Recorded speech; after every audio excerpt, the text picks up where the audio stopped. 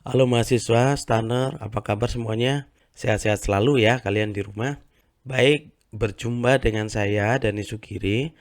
Saya akan menemani kalian belajar akuntansi pemerintah daerah selama 1 semester. Nah, hari ini adalah pertemuan pertama. Di pertemuan ini kita akan membahas mengenai lingkungan akuntansi pemerintah daerah. Selanjutnya kita beranjak pada trigger hukum yang menjadi landasan reformasi di bidang akuntansi dan pelaporan keuangan. Kita lihat di Undang-Undang Nomor 17 Tahun 2003 tentang Keuangan Negara, Pasal 31. Di Pasal 31 disebutkan, Gubernur, Bupati, Wali Kota menyampaikan rancangan peraturan daerah (Raperda) tentang pertanggungjawaban pelaksanaan APBD kepada DPRD. Isinya laporan keuangan, tapi ini ada kata-kata telah diperiksa oleh BPK. Jadi harus diperiksa oleh BPK terlebih dahulu, selambat-lambatnya 6 bulan setelah tahun anggaran berakhir. Ini ayat 1. Di ayat 2, setidak-tidaknya laporan keuangan itu ada LRA, laporan realisasi APBD, neraca, laporan arus kas, dan catatan atas laporan keuangan, dan dilampiri laporan keuangan perusahaan daerah atau BUMD. Jadi laporan keuangan BUMD itu tidak dikonsolidasi, tapi dia hanya menjadi lampiran dari laporan keuangan Pemda. Lalu di pasal 32 itu disebutkan bentuk dan isi pertanggungjawaban pelaksanaan APBD itu disusun dan disajikan sesuai dengan standar akuntansi pemerintah yang tadi kita bilang PP 71 tahun 2010. Standar itu disusun oleh suatu komite standar yang independen, ditetapkan dengan peraturan pemerintah. Siapa nih komite standar? KSAP, Komite Standar Akuntansi Pemerintah yang independen, ditetapkan dengan peraturan pemerintah. Apa yang ditetapkan dengan peraturan pemerintah? Standar akuntansi. Yang tadi kita ketahui paling akhir dengan PP 71 2010. Setelah terlebih dahulu mendapat pertimbangan dari Badan Pemeriksa Keuangan. Jadi pernyataan-pernyataan dalam standar akuntansi itu sebelum di launching dimintakan lebih dahulu pertimbangannya, kemudian apakah ada yang perlu disesuaikan, perlu dirubah ke BPK. Bahkan juga kepada masyarakat ketika ada public hearing atas exposure draft yang dikeluarkan oleh KSAP.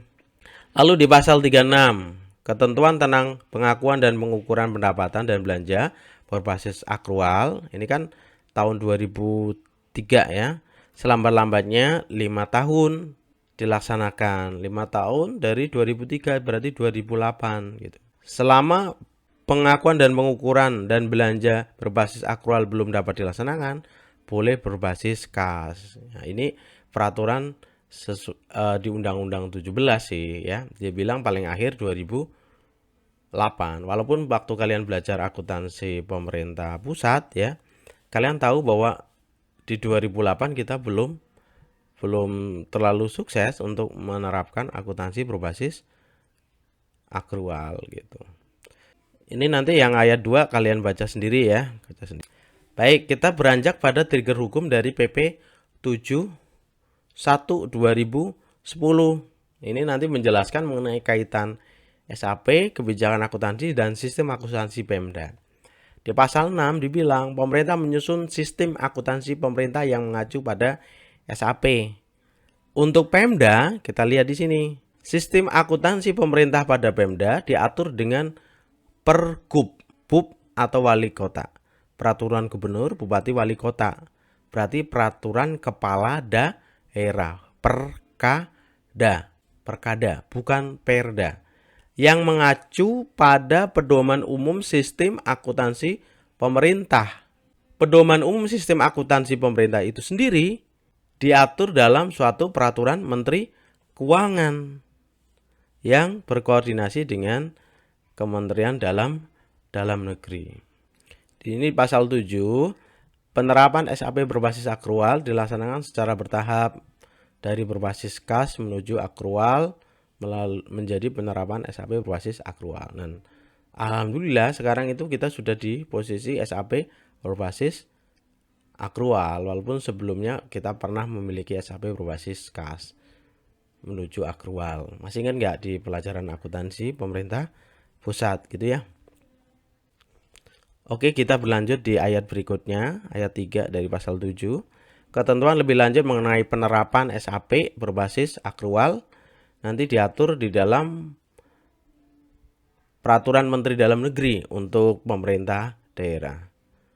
Nah, selanjutnya kita lihat apa aja peraturan yang terkait. Nah, di sini di dalam pokok pembicaraan mengenai akuntansi keuangan di Pemda, pada level tertinggi kita mengacu pada paket Undang-Undang Keuangan Negara. Ada UU 17, UU 1, UU nomor 15. Ini pasti kalian sudah hafal banget itu ya. Tentangnya, kalau isinya kurang tahu saya, kalian hafal atau enggak. Kemudian di sini ada beberapa peraturan turunannya gitu ya. Ada PP tentang pengelolaan keuangan daerah gitu ya. PP yang lama itu PP 58 tahun 2005, tapi sekarang udah dicabut dengan PP yang baru yaitu PP nomor 12 tahun 2019. Nah, kalau PP yang lama, PP 58 itu punya aturan turunannya namanya Permendagri nomor 13 tahun 2006 yang sudah dirubah berapa kali gitu ya. Itu isinya tentang pedoman pengelolaan keuangan daerah. Sedangkan di PP baru sebenarnya diamanahkan harus ada pedoman baru gitu ya. Tapi sampai hari ini belum terbit. Karena belum terbit kita masih mengacu Permendagri nomor 13. Nah, PP 71 mengamanatkan adanya pusap. Pusap terakhir itu PMK 238 tahun 2011. Pedoman umum sistem akuntansi pemerintahan. Dari pusap ini gitu ya.